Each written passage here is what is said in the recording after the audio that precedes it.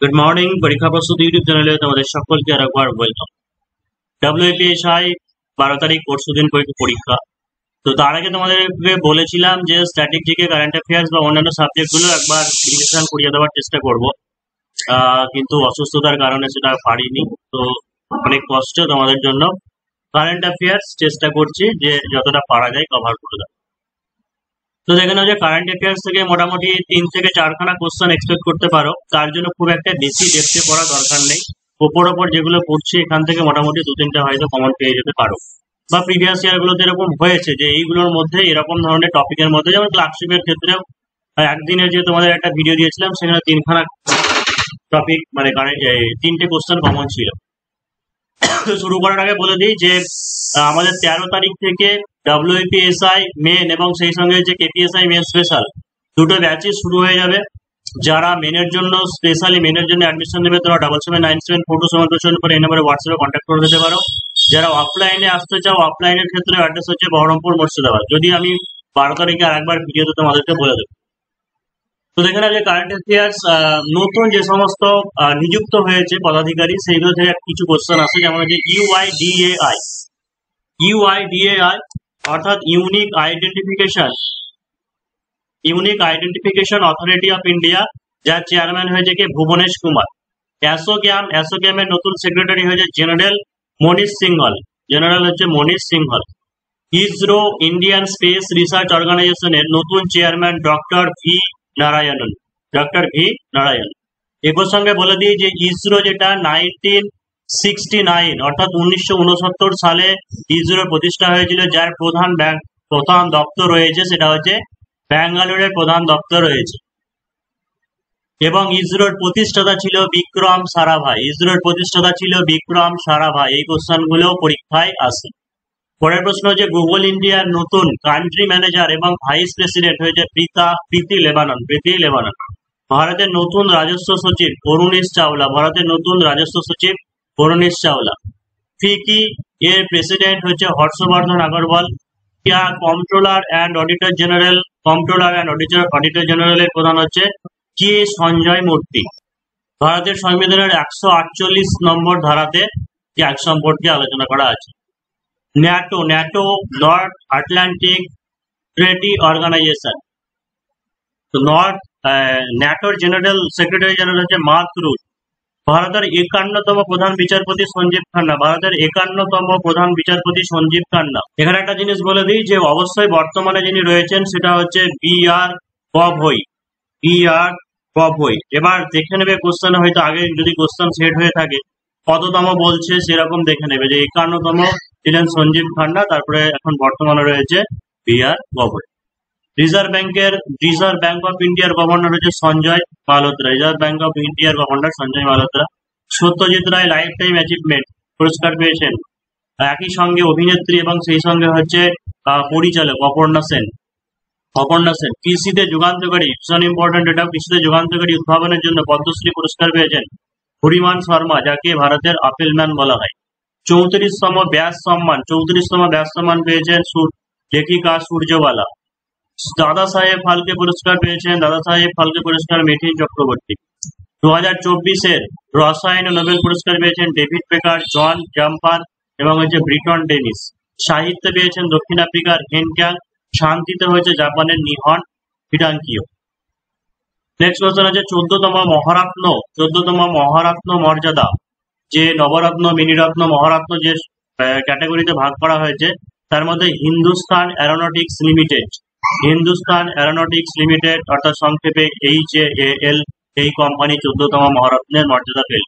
চন্দ্রযান 3-তে সাফল্যের জন্য IAF world space অ্যাওয়ার্ডে সম্মানিত হলো ইসরোর চেয়ারম্যান ডক্টর এস সোমনাথ।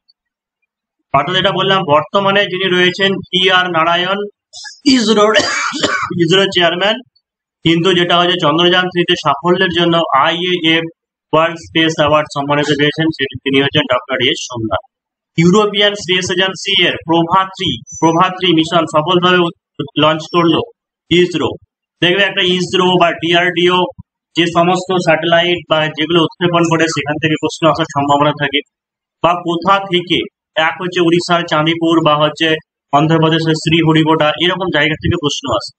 2028 সালে শুক্রযান নামে পরবর্তী স্যাটেলাইট লঞ্চ করবে ইসরো, অর্থাৎ চন্দ্রযানের পরে শুক্রযান লঞ্চ করবে 2028 সালে ইসরো। লাদাখের লেতে ভারতের প্রথম অ্যানালগ স্পেস মিশন লঞ্চ করেছে, অ্যানালগ স্পেস মিশন, এটা ভীষণ ইম্পর্টেন্ট। ওড়িশার চাঁদিপুরে VLSR-SAM সফলভাবে পরীক্ষা করলো ডিআরডিও এবং ভারতীয় নৌবাহিনী। ডিআরডিও এর পুরো নাম একবার এসেছিল, যেমন রেল পুলিশের ডিফেন্স রিসার্চ ডেভেলপমেন্ট অর্গানাইজেশন, যার প্রতিষ্ঠা হয়েছিল 1958 সালে এবং যার প্রধান দপ্তর রয়েছে নিউ দিল্লিতে।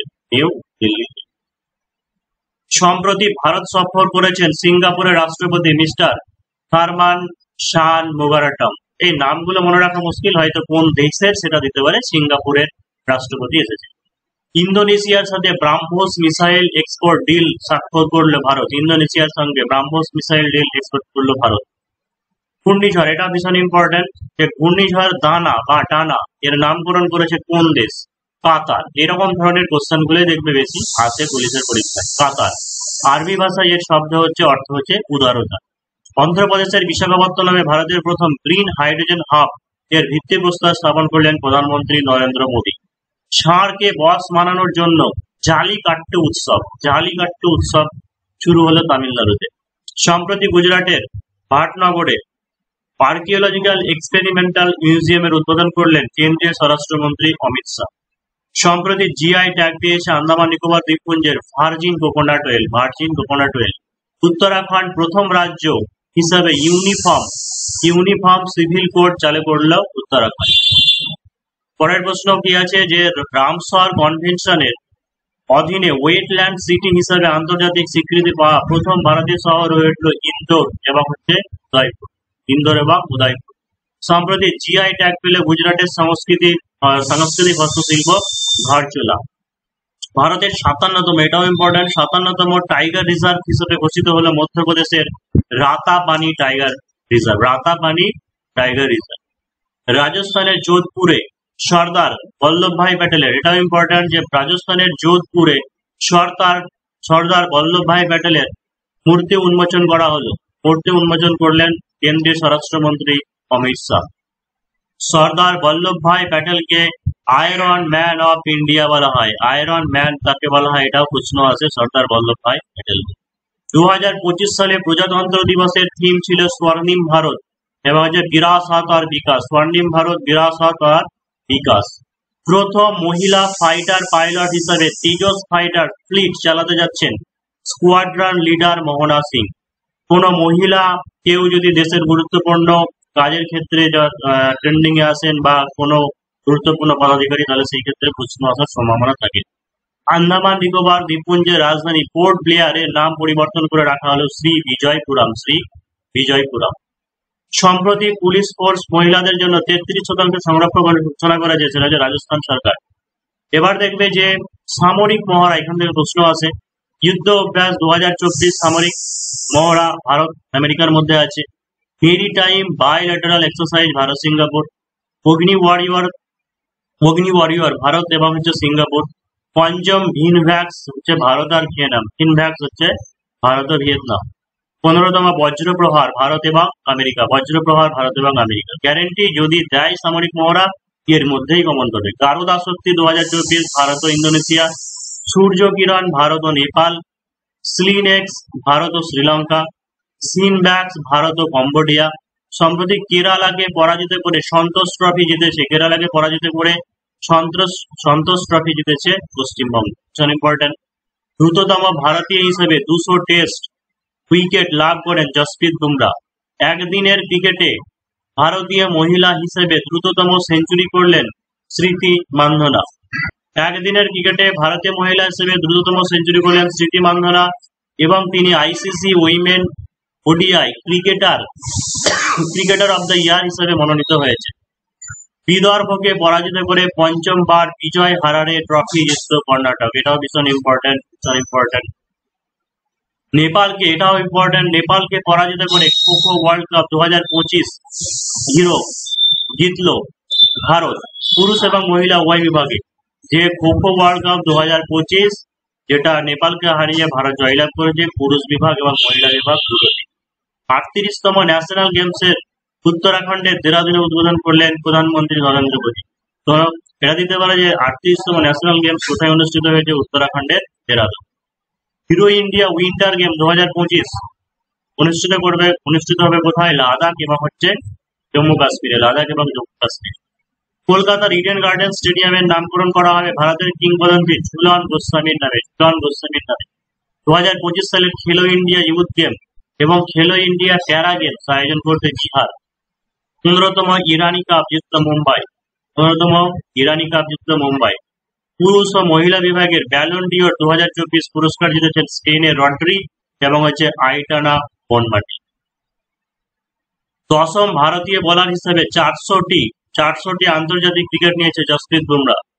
ট্রাভেল অ্যান্ড ট্যুরিজম ইন্ডেক্সে 2024 ভারতের র্যাঙ্ক হচ্ছে 39। ভারতের র্যাঙ্ক 39, 39। চিফ অফ ডিফেন্স স্টাফের প্রধান হচ্ছে জেনারেল অনিল চৌহান। আন্তর্জাতিক চা উৎসব অনুষ্ঠিত হলো ভারতের আসামে। গ্লোবাল হাঙ্গার ইন্ডেক্স, এটা ইম্পর্টেন্ট, গ্লোবাল হাঙ্গার ইন্ডেক্সে ভারতের র্যাঙ্ক হচ্ছে 111। জ্ঞানপীঠ পুরস্কার 2024 পেয়েছেন বিনোদ কুমার শুক্লা। দেশীয় পদ্ধতিতে তৈরি ভারতের প্রথম 5G চিপসেটের নাম অগ্নি 5G। সম্প্রতি বঙ্গোপসাগরে সাইক্লোন ফেনগাল ঘূর্ণিঝড় সৃষ্টি হয়েছে, ওটাও ইম্পর্টেন্ট। বঙ্গোপসাগরে সাইক্লোন ফেনগাল। সম্প্রতি ইউনিয়ন ব্যাংক চালু করেছে মহিলাদের উদ্যোক্তা বাড়ানোর জন্য নারী শক্তি শাখা চালু করেছে ইউনিয়ন ব্যাংক। সম্প্রতি রাষ্ট্রপতি দ্রৌপদী মুর্মু সুপ্রিম কোর্টের পতাকা ও পরিচয় সূচনা করেছেন, এটা ভীষণ ইম্পর্টেন্ট। প্রধানমন্ত্রী, রাষ্ট্রপতি কোনো বিদেশ সফরে গিয়েছিলেন কিনা বা তাদের গুরুত্বপূর্ণ কোনো পুরস্কার বা এরকম ধরনের জিনিস থেকে অবশ্যই প্রশ্ন আসার সম্ভাবনা থাকে। সেই সঙ্গে 23তম ল কমিশনের চেয়ারম্যান হিসেবে নিযুক্ত হয়েছেন রাষ্ট্রপতি Droupadi Murmu. National Florence Nightingale award পেয়েছেন রাষ্ট্রপতি দ্রৌপদী মুর্মু। পেয়েছেন। বিভিন্ন উৎস থেকে সরকারি কোষাগারের অর্থের উৎস। কর্পোরেশন ট্যাক্স থেকে ভারত সরকার আয় করে 17%, ইনকাম ট্যাক্স থেকে হচ্ছে 22%, কাস্টম ডিউটি থেকে হচ্ছে 4%, ইউনিয়ন এক্সাইজ কর থেকে হচ্ছে 5%, জিএসটি ও অন্যান্য কর হচ্ছে 18%, নন ট্যাক্স হচ্ছে 9%, ধার ও অন্যান্য হচ্ছে 24%। আর ভারত সরকারের কোন কোন খাতে খরচ হয়? কেন্দ্রীয় সরকারি প্রকল্পতে খরচ হয় 16%, সুদ বাবদ দায় 20%, প্রতিরক্ষা খাতে খরচ হয় 8%, খাদ্য, সার, পেট্রোলিয়াম ইত্যাদিতে ভর্তুকি লাগে 8%, ফাইন্যান্স কমিশন 8%, শুল্কের উপর রাজ্যের অংশ হচ্ছে 22%, অবসরকালীন ভাতা যাদেরকে দেওয়া হয় সেটা হচ্ছে 4%। পশ্চিমবঙ্গ সরকারের তো অনেক প্রকল্প রয়েছে, তার মধ্যে দুটো ইম্পর্টেন্ট বলছি। উচ্চশ্রী প্রকল্প, যেটা শিক্ষক শিক্ষিকাদের বাড়ির কাছে ট্রান্সফার করার জন্য, সেটা হচ্ছে উচ্চশ্রী প্রকল্প রয়েছে। আর 2024 সালে পশ্চিমবঙ্গ সরকার অপরাজিতা বিল পাস করে, যা নারী ও শিশুদের সুরক্ষা অপরাধের উদ্দেশ্যে তৈরি হয়েছে, সেটা হচ্ছে Aparajita bill. BCCI lifetime achievement 2025, Sachin Tendulkar পেয়েছেন CK Naidu lifetime achievement award. Jasprit Bumrah পেয়েছেন Polly Umrigar award. Best international cricketer হিসাবে নির্বাচিত হয়েছেন মহিলা স্মৃতি মান্ধানা। ইসরো সফলভাবে উপগ্রহকে ডক করে এলিট ক্লাবের সদস্য হয়েছে। 30শে ডিসেম্বর 2024 পিএসএলভি এর মাধ্যমে স্পারডেক্স উপগ্রহের উৎক্ষেপণ করে, এটাও ইম্পর্টেন্ট, এগুলো স্পারডেক্স উপগ্রহের উৎক্ষেপণ করেছে। কাশ্মীর ও লাদাখের মধ্যে যোগাযোগ ব্যবস্থা উন্নত করতে জেড মোড় টানেলের উদ্বোধন করলেন প্রধানমন্ত্রী মোদী 2025 সালে। গোয়ার শ্যামাপ্রসাদ মুখার্জি ইন্দোর স্টেডিয়ামে ইন্টারন্যাশনাল ফিল্ম ফেস্টিভ্যাল অনুষ্ঠিত হল। ওস্তাদ বিসমিল্লাহ খান যুব পুরস্কার 2006 সাল থেকে দেওয়া হয়েছে শাস্ত্রীয় সঙ্গীতে তরুণ প্রজন্মকে উৎসাহিত করার জন্য। পিএম বিদ্যালক্ষ্মী প্রকল্প 2024 সালে শুরু হয় মেধাবী পরীক্ষার্থীদের জামানত মুক্ত এবং গ্যারান্টার মুক্ত ঋণ প্রদান করার উদ্দেশ্যে। মেজর ধ্যানচাঁদ খেলরত্ন পুরস্কার কে পেয়েছেন? ডি গুকেশ গুকেশ, পুরো নাম গুকেশ ডোমরাজু, দাবা খেলোয়াড় হিসেবে। হরমনপ্রীত হকিতে পেয়েছেন, প্রবীণ কুমার প্যারা অ্যাথলেটিকে পেয়েছেন, মনু ভাকর শুটিং এ পেয়েছেন। 2025 সালে প্রজাতন্ত্র দিবসের থিম ছিল স্বর্ণিম ভারত বিরাসত বিকাশ, ইংরেজিতে হচ্ছে golden India heritage and development. স্বচ্ছ বায়ু সুরক্ষণ পুরস্কার 2024 শীর্ষে রয়েছে কে? সুরাট, গুজরাট, সুরাট। রাষ্ট্রীয় বিজ্ঞান পুরস্কার 2024 কে পেয়েছেন? বিজ্ঞান রত্ন পুরস্কার পেয়েছেন বায়োকেমিস্ট্রিতে ডক্টর গোবিন্দ রঞ্জন পদ্মনাভ। ভারতের প্রথম আন্ডার ওয়াটার মেট্রো চালু হয়েছে কলকাতায়। 1984 সালের 24 অক্টোবর ভারতের প্রথম মেট্রো চালু হয়েছিল এই কলকাতা শহরে। হুগলি নদীর তলদেশ দিয়ে মেট্রো কলকাতা হাওড়াকে সল্টলেকের সাথে জুড়ে দিয়েছে। এই রিভার টানেলটি হুগলি নদীর তলদেশে অবস্থিত, এটি ভারতের বৃহত্তম রিভার টানেল। 58তম জ্ঞানপীঠ পুরস্কার 2024 পেয়েছেন কে? গুলজার। ভারতরত্ন পুরস্কার 2024 কর্পূরী ঠাকুর বিহারের প্রাক্তন মুখ্যমন্ত্রী ছিলেন তিনি। লালকৃষ্ণ আদবানি ছিলেন দিল্লির বিশিষ্ট রাজনৈতিক ব্যক্তিত্ব। টি.ভি. নরসিমহা রাও ছিলেন তেলেঙ্গানার প্রাক্তন প্রধানমন্ত্রী। চৌধুরী চরণ সিং উত্তরপ্রদেশের প্রাক্তন প্রধানমন্ত্রী ছিলেন। এবং এম.এস. স্বামীনাথন ভারতের সবুজ বিপ্লবের জনক ছিলেন। ভারতের সবুজ বিপ্লবের জনক এম.এস. স্বামীনাথন, তিনি মরণোত্তর পুরস্কার পেয়েছেন। ভারতের নতুন মুখ্য নির্বাচন কমিশনার জ্ঞানেশ কুমার। 2025 প্রথম খো-খো বিশ্বকাপ মহিলা ও পুরুষ উভয় বিভাগে জয়লাভ করেছে ভারত। নতুন দিল্লির ইন্দিরা গান্ধী এরিনাতে এই অনুষ্ঠান হয়েছিল।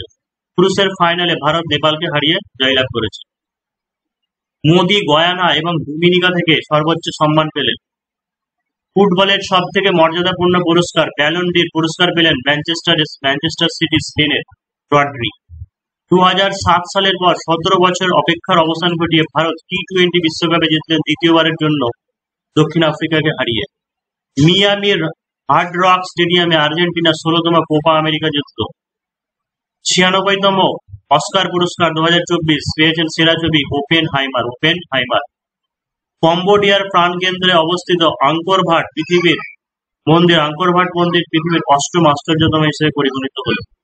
সম্প্রতি মৃত্যু কে.এস. মণিলাল, তিনি ছিলেন বিশিষ্ট উদ্ভিদবিদ। রাজা গোপাল চিদাম্বরম, তিনি ছিলেন একজন পরমাণু বিজ্ঞানী। এগুলো এদের সম্প্রতি দ্বারা প্রয়াত হয়েছিলেন। এরপর যে মনোজ মিত্র অভিনেতা, জাকির হোসেন বিশিষ্ট তবলাবাদক, সেই সঙ্গে হচ্ছে 4 বার তিনি গ্র্যামি পুরস্কার জিতেছিলেন। ছন্দা সেন কলকাতা দূরদর্শনের সংবাদ পাঠিকা ছিলেন।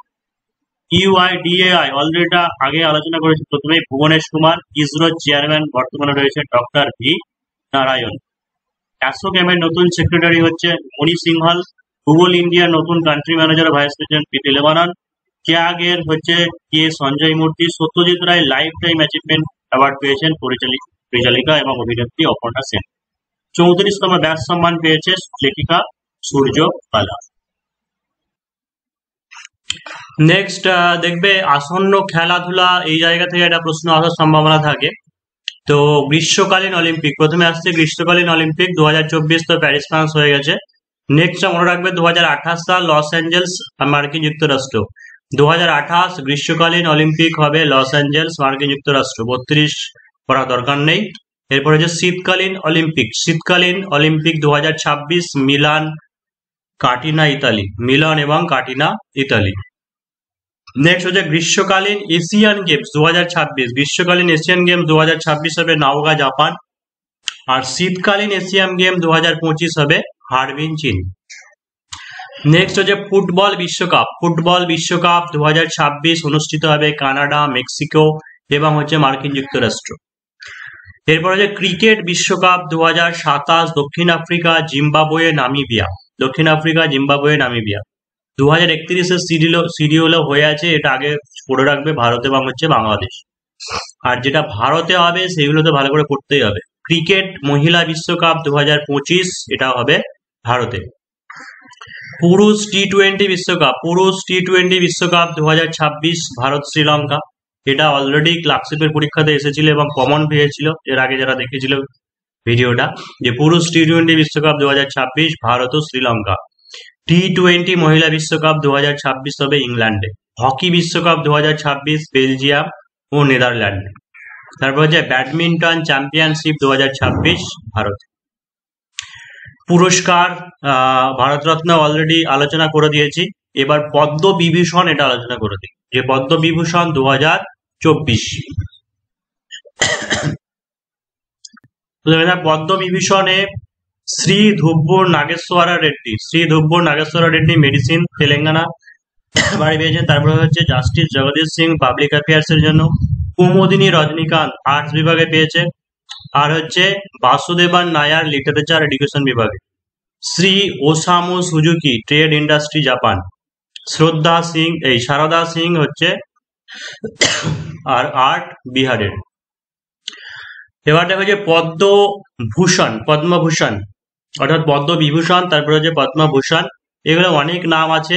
তো তার মধ্যে আমি হাইলাইট করব পঙ্কজ উধাস, মানে আর্ট এবং হচ্ছে গজল, বিশেষ করে গজল শিল্পীর জন্য কোন পারপাসের জন্য বিখ্যাত এটা একটা দিতে পারে পঙ্কজ উধাস, এই নামটা মনে রাখবে। আর পদ্মশ্রী হিসেবে অরিজিৎ সিং, সেটা তো অবশ্যই একটা ইম্পর্টেন্ট মনে রাখবে। আর একটা জিনিস সেটা হচ্ছে স্বামী প্রদীপ্তানন্দ আর হচ্ছে কার্তিক মহারাজ, এটা তার আসল নাম যেটা থাকতে পারে স্বামী প্রদীপ্তানন্দ। আর মহিলা হিসেবে নামটা মনে রাখতে পারে, সেটা হচ্ছে মমতা শঙ্কর এবং হচ্ছে অরুন্ধতী ভট্টাচার্য। তো এই ছিল বেশ কিছু ইম্পর্টেন্ট কোশ্চেন, মানে বিশেষ করে সব কারেন্ট অ্যাফেয়ার্স এর উপরে আলোচনা করলাম। এবার চেষ্টা করছি আজকে বা আগামীকাল আর একবার যে স্ট্যাটিক জিকে এর পোর্শন কিছু বা ইম্পর্টেন্ট গুরুত্বপূর্ণ আর কোন কোন জায়গা থেকে প্রশ্ন হতে পারে সেরকম সব মিলে একটা ভিডিও দেওয়ার চেষ্টা তোমাদের করছি।